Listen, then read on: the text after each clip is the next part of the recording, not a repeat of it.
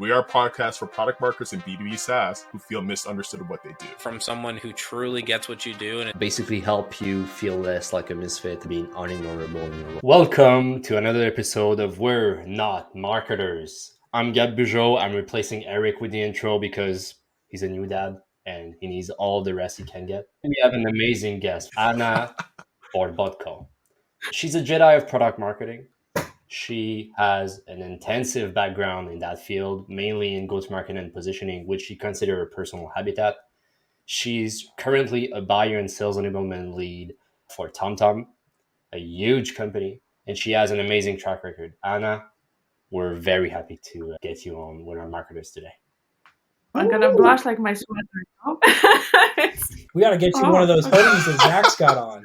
No, hey yo, let me see if I can get the angle right here because our guy over here, Eric, he did his work. Let me see. I'm gonna show you the back. I'm not bending over by any means, so let me see here.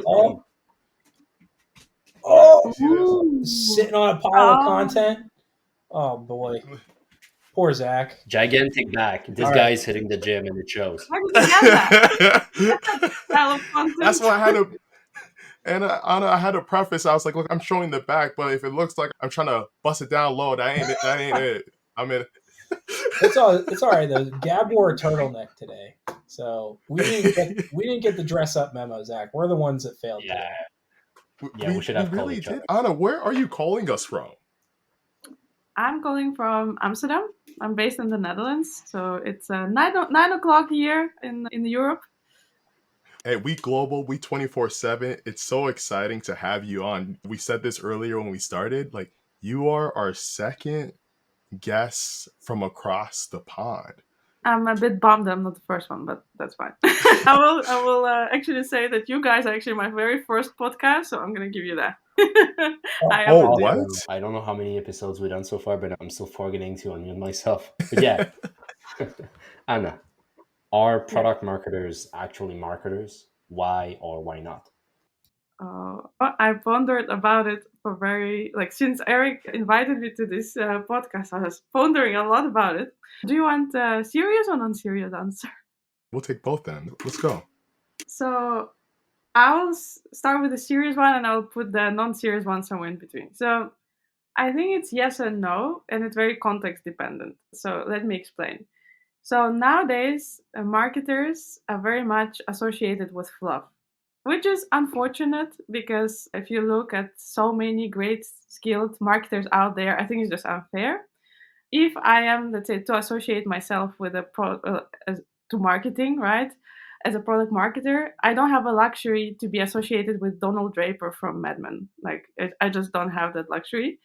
But in essence, if you just get rid of that fluff perception for a moment, marketing is in essence a growth engine for the company.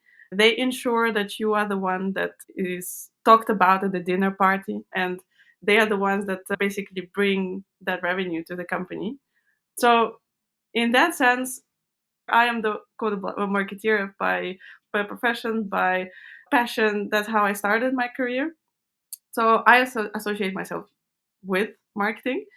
But I also know that there are a lot of product marketeers that don't think that way. A very close colleague of mine, he definitely will say no to that question.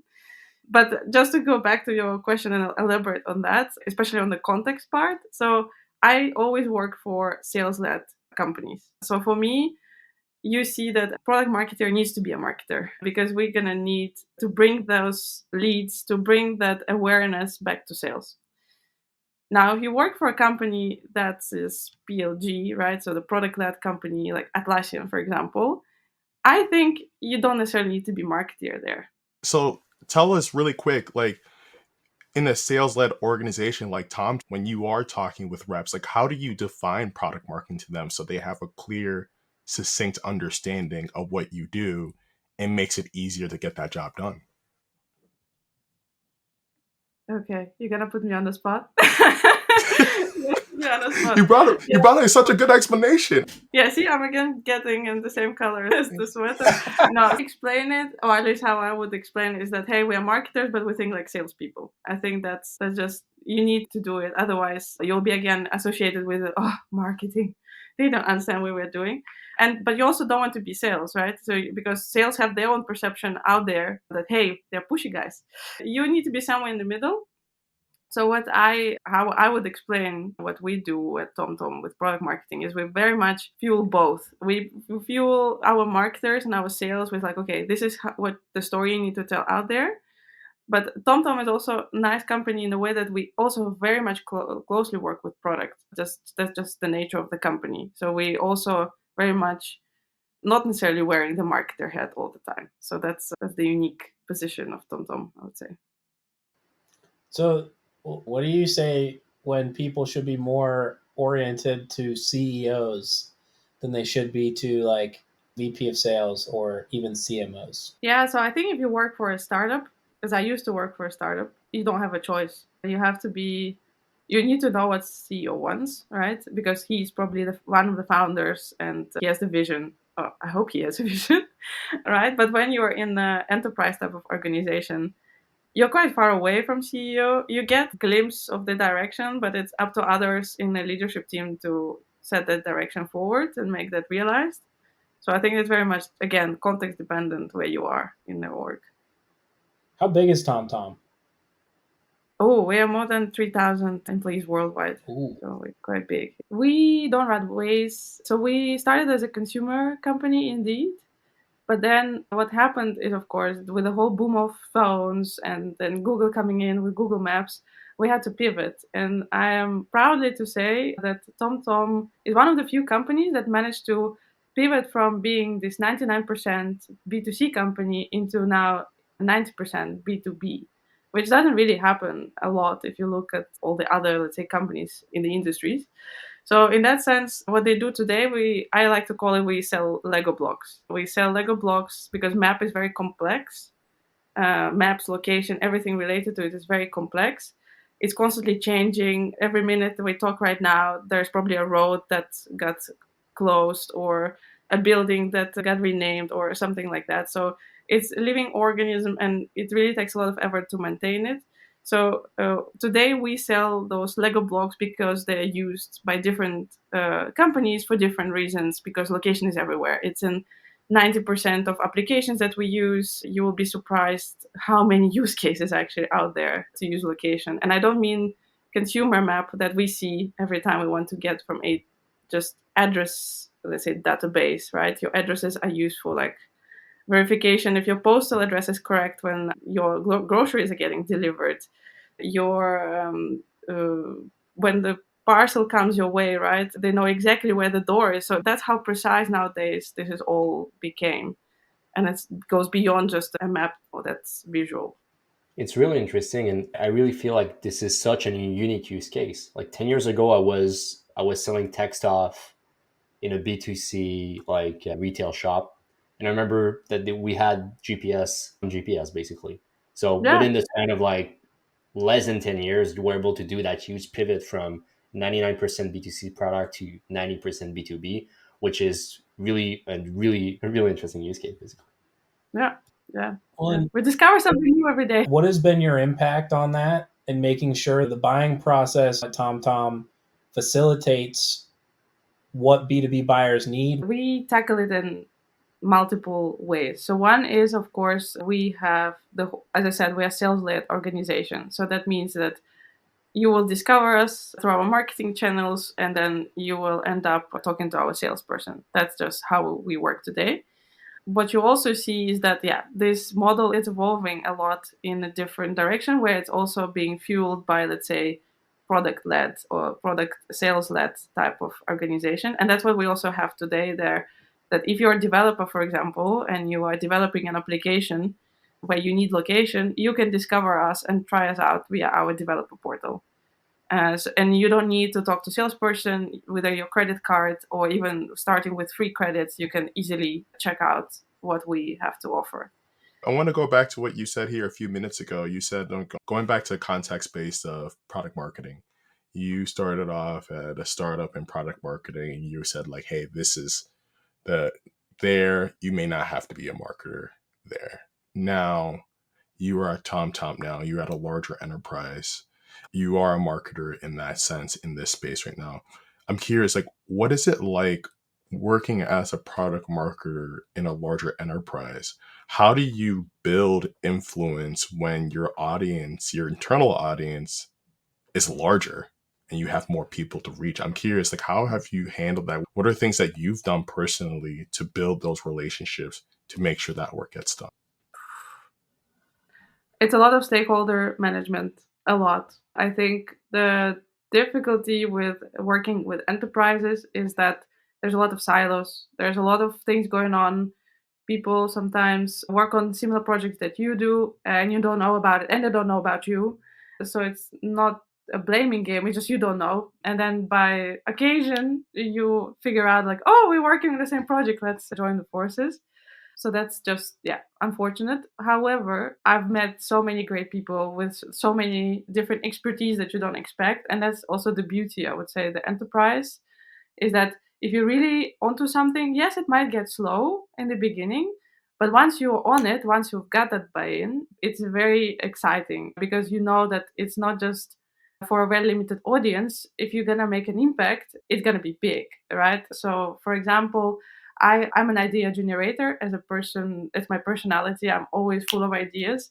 And 2 years ago, we had like a conversation like, okay, how are we going to help elevate sales? Because they're a lot of times alone. They don't necessarily invite product marketing to calls. So how can we ensure we do that? So we've done like a little pilot with our junior sales reps. And this way we like ensure that, hey, product marketing is known out there. We bring value. We're not just creating slides, if you want to say. We actually can help you out there, bring that story, and it doesn't have to be a very warm lead. It can also be very cold. So we had like a cold outreach type of pilot that we did for like we started with 6 months and then it went to 9 months. And when we closed one of the deals, we were like, yes, this is product marketing in its best, where you can see that we can actually bring it from the very cold to a very hot signed contract. Tell us more about that pilot, because that process you just laid out right there, taking a cold lead, making it warm, making it easier for the seller to close that deal. Like, what was your team doing to get that buy-in from your sales reps, and more importantly, that trust to like bring the value of product marketing to that work? This pilot was not my idea, it was my manager's idea, to give him the credit. But I was so excited about it that I was like, I'm gonna take a lead on this. This is gonna be my little baby. So what we did is that we selected very few, because we only were like 4 product marketers back then at TomTom. So we were like, okay, we're gonna select 4 marketers. It's a side project, so you still have your daily duties, and same goes for the sales. But you guys have the whole autonomy to do whatever you want, to go and open the doors. And we didn't have big accounts because that's a bit too risky for the pilot. So we took like small to medium sized companies in the vertical that we were focusing on.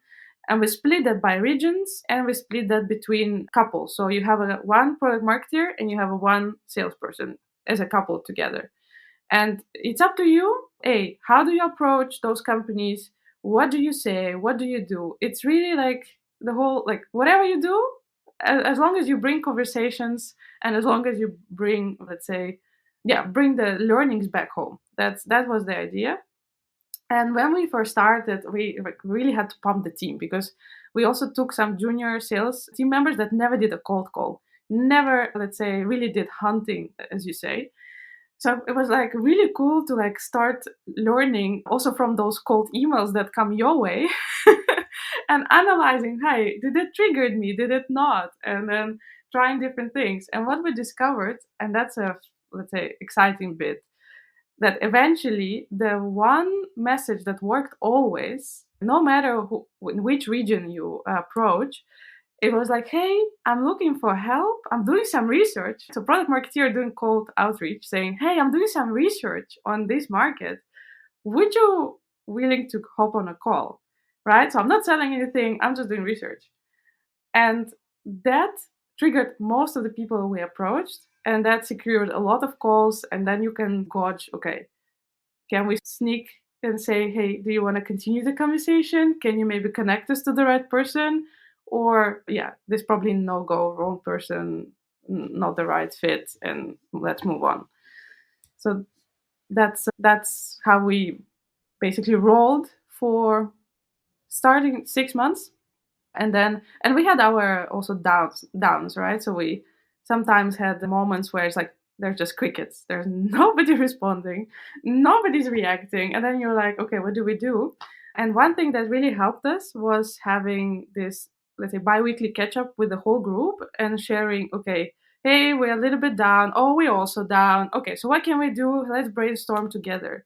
And that really helped us, okay, not to completely go crying in the corner somewhere that's nothing working anymore, and bring that, let's say, back in speed. I think it just gave us like a really good outbound masterclass for us at We're Not Marketer. I think the idea of looking for, researching something instead of trying to sell something is definitely interesting, and I would love to try this out. I want to go back a little bit to what you said when we talked about the difference between enterprise versus startups. All four of us here we all lived both sides of the coin. And I feel like in startups, stakeholder management is still important. Communication is still important. Project management ultimately is still important. But it's 10x when you're an enterprise because you have huge initiative, you need to work together, and you cannot just hop on calls with everyone. So you have to manage those priorities. And I really strongly relate to what you said about you need to make those initiative counts. You need to get those quick wins because it's long term instead of a startups where it's a lot scrappier, where you have to think outside the box, try something out, just get your hands dirty instead of how always having to have meetings about meetings, but making sure everyone is aligned with the same vision to make sure the execution can go well. And this is bringing me to another question, which is not necessarily how we feel as PMMs internally in organization, but more towards the overall B2B buying journey. You saw different face of it. How would you qualify this journey today? Would you say it's simple? Would you say it's complex? What's your 2 cents on basically? Oh man, where do I get started? Where do I get Oh, started? and before you give that answer, we got to also call you out too for giving your manager props for the idea too. So if your manager listening Yeah, to this good point. episode, you know when that next promotion cycle, you know who to tap over here. So she on the Louis, pod. this is Louis. If he listens, he knows. Louis? Yeah, Louis. Louis, Louis. I don't know if Yeah. you're hearing this, but if you are, Annie needs a much deserved promotion. Anyway, back to your question, Gab. So, yeah, we all rehashed already the Gardner report that 77% think that, hey, it's complex, right? I've been buying software myself for the last 3 years, and yeah, it's just the whole process is just a killer. Doesn't matter whether you're in startup or in enterprise. It's just, yeah. And we're also reminded, right, on LinkedIn every day, hey, buyer behavior is changing. What are you doing about it? So we're constantly reminded about it. So what I'm gonna say is that yes, it's complex, but it is getting much better. It's already closing a lot of gap that we see compared to where it was, right? Where it was very unsexy checklist type of, let's say, process. Now it very much resembles the whole B2C type. So it came a long way, but we still have a long way to go. And in some industries, we still see this unsexy checkpoint type of activity, like automotive, for example, is still very much there. But even there, it's changing, which is very positive trend. And I think we're gonna get to a point where it is very much consumer-like process. Another day, I was talking to one of my sales leaders, and he said, "Hey Anna, I wish our buying process was done in one day." And I was like, I was laughing very hard. I was like, "Oh, you keep dreaming, keep dreaming." But then he triggered me, and I thought, "Oh, why not? Right? Why can't we indeed make it so simple so it can be done in one day? Why do we need to make it complicated?" I think the most important part is the DNA of TomTom is from B2C at the beginning. Exactly. So you have like that proof that you understand. Why not just bridging the gap? And I really like that idea of the why not, of the that's how things are. But ultimately, we have all of the power to change it, especially in enterprise when you know that you have the vision, you know the stakeholders, and you're able to work on long term initiatives. if compared to your competitors, you're able to only taking a day, it's tremendous. It's awesome. And it's really putting the buyer at the center of all of it without going back to archaic checklists like Automotive. But in addition to talking about PMM, Anna, you speak quite a lot about buyer enablement. Curious, like from your experience so far, like how does buyer enablement work towards that 1 day sales cycle that you and your sales leader were talking about? Ooh. So I'm not there yet with the whole buyer enablement. I'm still learning, to be honest. I've been in my current role where I'm currently leading the sales and buyer team only less than a year. So I'm still trying the waters and different things. So maybe ask me in a year from now how it's going. But I think there is a significant change that I'm looking at as to how things need to progress. So one is that so there's of course sales enablement and there's buyer enablement, and you need both. But then they are also a bit separate from each other because although they have one goal in common to help the buyers to make the best decision in the purchasing process, they also they have a lot of separate activities, and you need to separate them. And this is how I experience right now and see it. So from a sales enablement perspective, it's all about the what, right? What we need to give the sales so that they can help the buyers to make that decision. And it's very much already when the sales holds on to the buyer when they're in conversation. If you look at the buyer enablement, that starts way earlier than when a buyer talks to the seller. And that happens already the moment when you just start thinking, okay, I might have a problem. What is the solution? And you start Googling or ChatGPT, if you want to say that. And that necessarily does not involve the salesperson. It involves you as a company being out there the moment the buyer realizes that I might have a problem. I'm not even sure I have a problem, but tell me I have a problem. Help me learn what is out there so I can make my company better. Did that answer your question? Very much. And I It like did. how you you put a hard line and say they're two different things. And I think from my perspective, too much focus is on sales enablement, not enough about buyer enablement. And Yeah. it's because they think they're like the same thing, right? If you hand a buyer a one pager, that's not the same thing as giving them an easy path to making the right decision. So yeah, I like that. I'm like, Eric, I may have to disagree with you because I say this, and I'm not sure I will ever say this again. And I don't want to ever say this again. You're on record. I don't know You're on what record. it's like when you were describing buyer enablement on it, it sounded like you're describing a lot about marketing.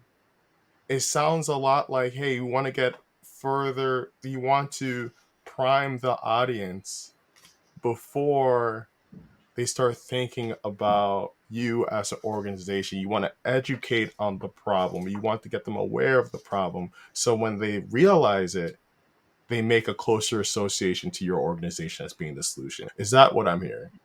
Yeah, because PMM's supposed to know the best what's needed, right? In terms of, okay, how we can explain our product out there in the best way so that my audience understands it, but also they know what is the journey out there, right? So they can help the sales to say, hey, we right now need to focus on, let's say, telling this story versus the other story. And the same for marketing, right? We can help marketers, the ones who do the hard work, getting that awareness out there to say, this is the message you need to bring, right? This is the case study you need to, let's say, shine on that ad, for example, right? So to let them know we are there. And we are, in product marketing, we are best positioned for that specifically. At least that's So my with opinion. so one more clarifying question is that going back to that buyer enablement piece is that you're now saying, hey, like we need to be in front of the buyer before the problem even exists. And for like when I was in sales, Anna, I need leads. I don't care where you get the leads from. Go get me leads. I see you are only going to this industry conference. Like, why are you not going to this hospital? Why are you not going here? So, like, with buyer enablement, how does that inform where you take your message at? I think what a lot of people don't realize is that buyer enablement takes time. It will take time, right? If you need to educate buyer, you can't expect them to, let's say, switch their behavior just like that, right? So in that sense, I don't think buyer enablement is a panacea for getting leads, unfortunately. Whoever in sales listening to this, I don't think it's a panacea. It's a long-term thing, and it's also a continuous effort, right? It's also in the power of sales to educate, not just in the power of marketers.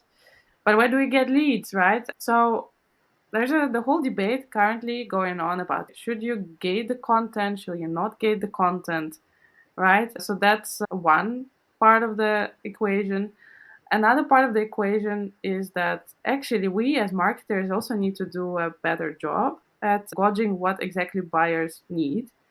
Why? Because I recently saw a statistic by G2 report that actually enterprises, at least enterprises, I'm not sure about startups, but enterprises lose $2.3 million every year on the collateral that's either never used or collateral that's actually been thrown away and rehashed by a salesperson, like creating a Frankenstein out of it.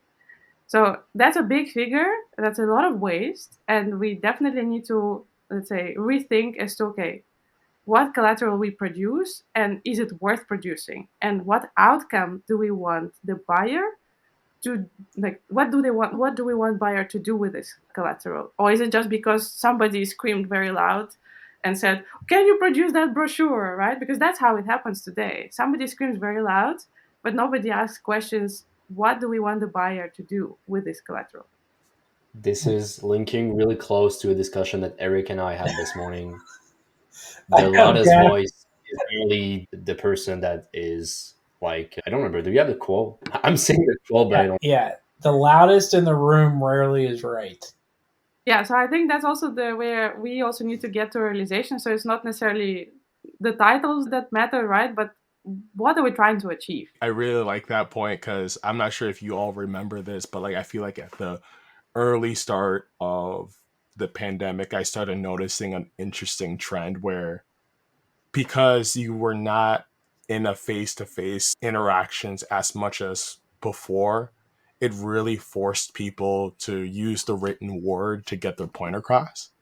So it's very hard to yell for a one pager over Slack unless your caps lock key is broken. So like I think it was harder. I noticed it was harder for like sales leaders or individuals to make those requests like that because, like you said, Anna, now you have to really think through. You think through like, wait, why do I want this? What are we trying to achieve here? And it created a buffer to reflect on: is this necessary? And if not, what do we need to do here? So that's really exciting to hear that piece. Do we have any time for a little fun?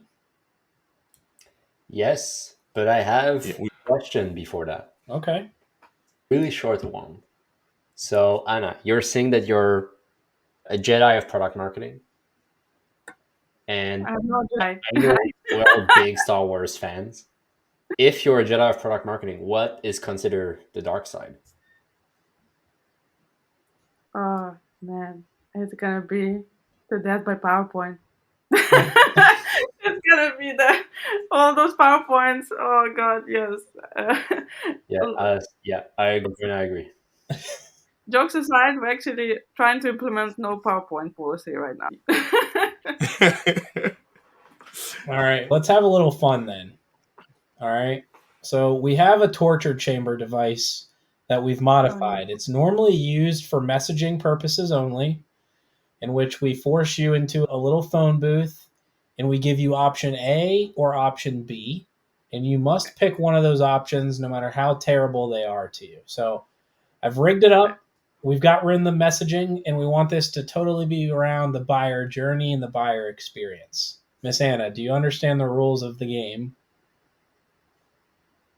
Okay, as long as it's not the electric chair, I'm fine. Depending on some of the choices, you may take that back and want the electric chair. But we'll start off with the first question.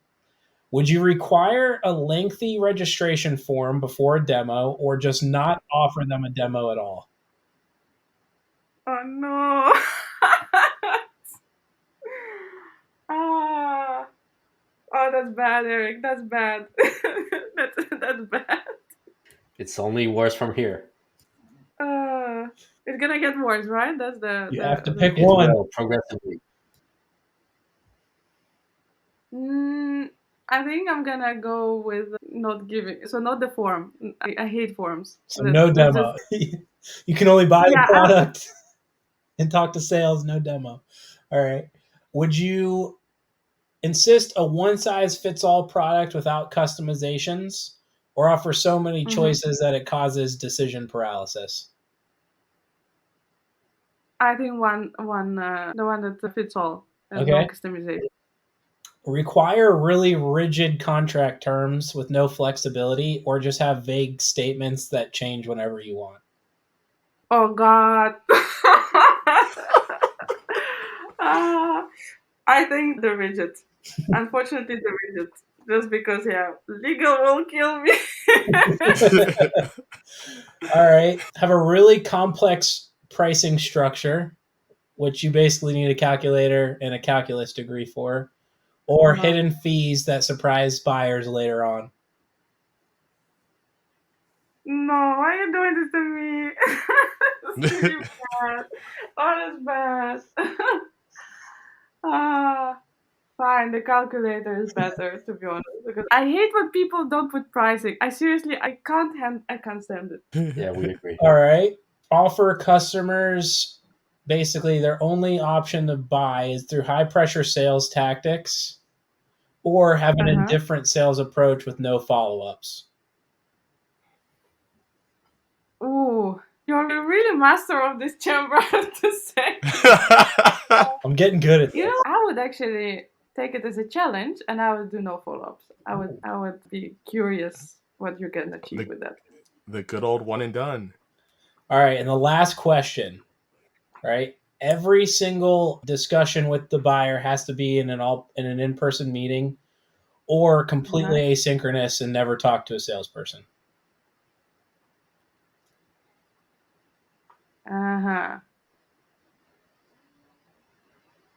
I think never talk to a salesperson. I will consider it as a challenge. I will try it out. All right, you can unlock your chains. You are now out of the torture chamber. We wanted to ask you, you've got a few cool things going on, like a newsletter and all that. We wanted to ask, especially for our audience who wants to learn more about you, follow along, where can we direct them and where can they find you? So I am not selling anything. I am not a consultant. I'm just a very passionate product marketer. I want to spread the craftsmanship out there. That's my give back to community.